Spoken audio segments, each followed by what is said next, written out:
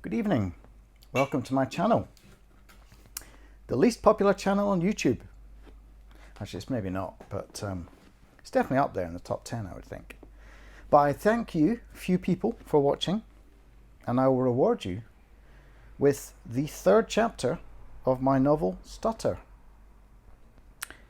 And this chapter is called, after the main character, like the other two, Jade Olivieri. Nobody takes insomnia seriously. Nobody that doesn't suffer from it, that is. Jade Olivieri was no different, at least at first. You don't get to be the marketing manager of a major cosmetics label without losing a few nights' sleep here and there, and Jade had certainly pulled her share of all-nighters when prepping for a product launch or sales pitch. Jade's husband Oscar was somewhat lacking in empathy. Not in a cruel way. It simply didn't occur to him that a lack of sleep could attenuate you to breaking point. In the bullish futures industry, Jade's inverted commas, in which ordinary human needs such as food, toilet breaks or sleep were seen as signs of weakness, Oscar had been one of those high achievers who'd boasted of sleeping 3 to 4 hours a night. 3 heart attacks into his 50s, Oscar had taken early retirement and no longer celebrated sleep deprivation. For one thing, he now gladly slept 8 or even 9 hours a night, and in addition, he'd learned from Jade how galling such statements had become to a woman who rarely got a couple of good hours of shut-eye, even when she desperately wanted and needed it. But Oscar's understanding was more cognitive than empathetic. The disparity between necessity and incapacity was what made the situation both cruel and intolerable. Night after night, Jade would lie there, inert, hot, tangled in the sheets, listening with utter envy to Oscar's muffled snoring. She wore expensive bespoke earplugs and an eye mask most nights. It did absolutely no good. Unable to make her brain switch off. She tried everything the books and sleep gurus recommended, ensuring the room was nicely chilled, blocking out every bit of light, exercising lightly half an hour before going to bed, drinking nothing after 9 p.m, listening to relaxing music. Even that ridiculous cliche, counting sheep. To spice things up a bit, Jade had substituted llamas and alpacas for sheep, but the stupid animals still refused to calm her sufficiently as they trotted over tiny imaginary stiles. "You just need to learn to relax," Oscar had once said to her, prompting a row, as did most of his most patronising and pointless suggestions these days. Relaxation had never been something Jade was good at. She thought of it as a skill as alien to her nature as taking up the ukulele or learning Mandarin. Others did it, she could probably manage it eventually, but it wouldn't come easy. Out of desperation, Jade had turned to mindfulness, an empty-headed discipline she still insisted on naming mindlessness, even as she swallowed the bitter pill of taking this shit seriously. Her teacher was a well-meaning, middle-aged woman called Netherly Featherstone Hall, an unnecessarily long name that irritated Jade disproportionately whenever she saw it, especially when Natalie informed her that it was inexplicably pronounced Fanshawe. That said, everything was beginning to irritate Jade these days. On Tuesdays and Fridays at 6 p.m, Jade left the office, walked for 15 minutes, and climbed 6 flights to a small attic space in de Beauvoir Town. It would have to be the neighbourhood of central London with the most obnoxiously pretentious name, of course. There Natalie would receive her, the room smelling lightly of sandalwood and aloe, and they would sit on beanbags and practice relaxation techniques. Jade left her preconceptions at the door, although always within metaphorical plain sight, and really tried to let go of the pressures of the day. "Breathe in through your nose and out through your mouth," Natalie suggested. Okay, Jade could do that. A little tricky at first, but it was manageable and practical. "Imagine those outward breaths carrying away your troubles and stresses. See them floating away like dandelion seeds drifting out an open window." Drifting out an open window? Surely drifting in from outside would make more sense. Still, Jade tried the visualization and tried to smother her skepticism. "Now, let's move on to the mats and let our bodies give themselves generously to the floor." Okay, that was a metaphor. Jade could work with that. "Now, close your eyes, listen to the sounds filtering in from the street, imagine them as music." Slightly avant-garde, since what was mainly filtering in from the street was a distant ambulance siren and 2 men arguing in Turkish. Still, Jade thought that perhaps she was feeling just a little sleepy. The moment was too precious for cynicism.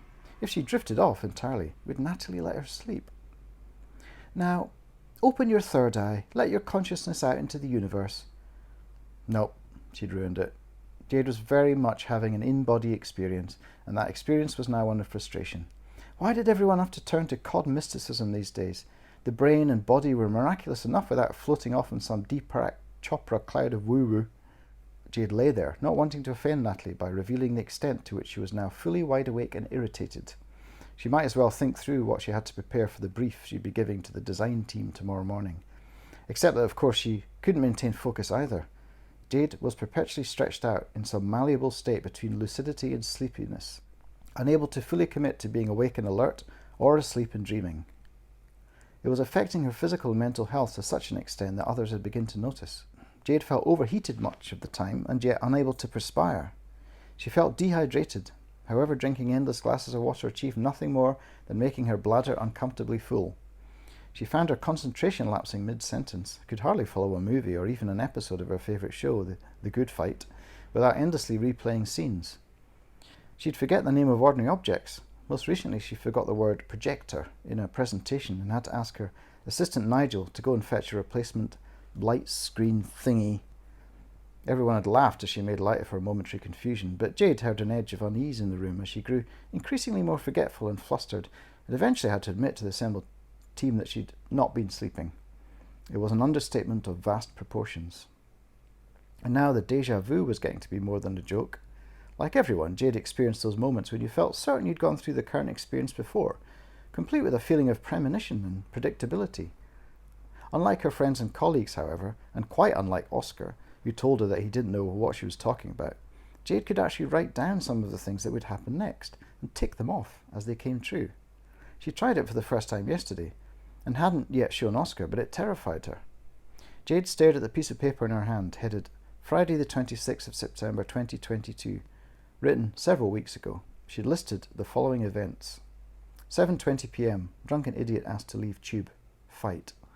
7:57 p.m, contrails making a Z shape. 8:12 p.m, Oscar gives me the red dress. These were specific occurrences, not generic happenings you could guess at or make happen through selective consciousness. For example, by writing angry man, then listening out for raised voices to confirm the vague prediction. Jade had a hazy memory of these things actually happening, but she was aware that this could be a side effect of her exhausted brain misfiring, confusing memory and imagination. It was 7:17 p.m. Jade stood on the platform at St Pancras waiting for the train back to St Albans. As the train drew up and everyone did the little shuffling dance along the platform to intercept the opening doors, many of them still wearing their COVID-19 masks, she heard raised voices at the end of the platform. The deja vu kicked in like a psychotropic drug, distorting the reality around her. "Fuck off, will you? I'll kick your fucking head in!" A man was bundled off the train, lashing out at his ejectors. He had a fistful of plastic bags, some of which clanked with empty glass bottles. He was evidently homeless, disturbed, and angry. More peculiar than this, he was familiar as a cousin's face encountered after an absence of several years. The man staggered back against the curved steel protecting the concrete of the subterranean platform. Two young women dodged out of his way as he threw curses at the departing train. The drunk locked eyes with Jade as she once again looked at her crumpled list. Yes, he was drunk, and he was made to leave the train. But had he been asked to do so, perhaps she just got lucky. There were a lot of mentally unwell and alcoholic homeless people in London. This was not an uncommon occurrence. Walking home from the station, Jade looked up at the deepening blue of the cloudless sky, glimpsed between trees beginning to change into their autumnal colours. There it was, as expected, a Zorro Z of contrails. 3 planes, 2 flying near parallel routes, one whose flight path crossed them at a diagonal, just as she'd predicted. Then again, of all the likely shapes made by contrails, the Z was pretty high up the frequency list. A second mental tick, but a tentative one. Everything changed when Jade got back home. Walked up the steps leading to their front door, her heart palpitating as it did when she'd gone several nights in a row without much sleep. She wondered what Oscar had felt before his first heart attack. People talked about a numbness or tingling sensation in the left arm, but Jade felt numb all over. She turned her key in the lock with difficulty, entering the hallway and going straight up to where she both hoped and dreaded she'd find it, on the bed in the master bedroom, laid out as if for a special occasion. "Jade, that you?" Oscar's voice from downstairs. He'd been waiting for her to come home, planning the surprise that could never be a surprise to Jade ever again. There it was, the red dress she'd worn on the night he proposed to her, then later torn on a signpost on a Soho back alley when Oscar had pushed his new fiancée up against the back door of the club and told her just how much he wanted her right now. "Did you find my surprise?" Oscar's voice coming closer. He was climbing the stairs. She had to pull herself together. Jade felt tears springing to her eyes, and not due to the emotions one might expect such a gesture to provoke. "Yes, it's lovely. I can't believe you did it." Eventually. He'd been talking about getting it mended for years, as had she. Neither of them had made much time for sentimentality over the last decade and a half of married life. Oscar entered the room as Jade was sitting on the bed holding the dress, admiring the invisible mending. He sat beside her and pulled her head against his chest, mistaking the rigid face she wore when she was trying not to cry for his reward. "Oh, I didn't think it'd affect you so much. I thought we might go out for dinner, just locally. It's been ages." It had been forever since they'd gone out.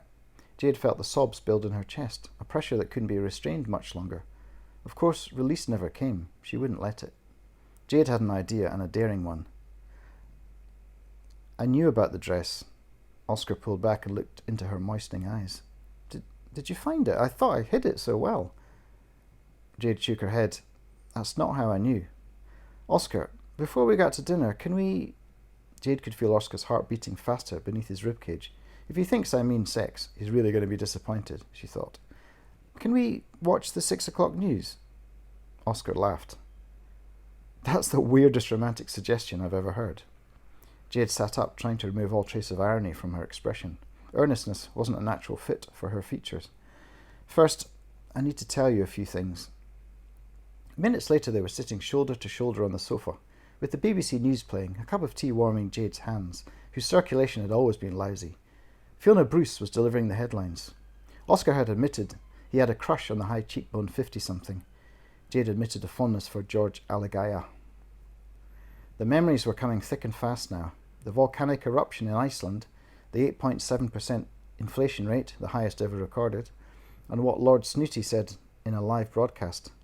She relayed the first two nuggets to her husband before Fiona Bruce did. Oscar humoured her, while gently probing for some other explanation. "You sure these stories haven't yet been reported?" he said. This was going to be difficult, Jade realised. He'd always be able to explain it to himself by assuming she'd read something online and simply forgotten. "So let's go live to the number 10 press briefing." Another Tory scandal had been brewing for weeks, and it was about to get so much worse. Jade tried to remember the exact phrase the tall, Eton-educated, foppish Minister of State would use as he struggled to explain himself to the assembled reporters. "There's really nothing to explain here," Rees-Mogg intoned in his cut-glass RP tones, a public schoolboy patiently explaining the stupidity of the Daily Mirror's question. The donation was made in good faith." Damn it, what was he about to say? It was on the tip of her tongue. Wait. "Far be it from me to be an Indian giver," Jade shouted, just moments before the Tory MP uttered that identical phrase, 10 words which would be his undoing. As Rees-Mogg's words echoed back from the television, uproar ensued, and Fiona Bruce gave her real-time response. "Not a terribly wise answer from Mr. Rees-Mogg," Jade said, even mimicking Bruce's intonation and her single eyebrow raise. Oscar jumped to his feet. "How did you do that?" he said, half delighted and half perturbed. "I could tell you," Jade replied, "but there seems little point." And indeed there wasn't. Her signature to literally form part of the branding. I don't know if we can do anything to echo it in the shape of the bottle, or just create a logo. Had it happened? Where was she? The presentation. Oh no. Jade clicked the remote to make the laptop cycle onto the next slide. Nothing happened. Its screen had gone to sleep. Her assistant Nigel nimbly rushed over to awaken it, but there seemed to be nothing wrong with the PowerPoint. Manually changing the slide seemed to do nothing to advance the image on screen. Maybe it was the slide thingy, though. Whatchamacallit. "Nige, can we do something about the light screen thingy?" A ripple of anxious laughter. Jade, whose memories of her jump had faded into a thin haze, gestured futilely at the malfunctioning projector. Nigel offered, saving her. "I think we still have the old one. Want me to go get it?" Jade waved her arms frustratedly. Of course! Hurry, please!" As Nigel slid hastily out of the boardroom, Jade had the uneasy feeling that all of this had happened before. Sympathetic looks from the assembled team told her that it didn't matter. She was going to lose her cool in front of the senior management team. Fucking hell. Not again.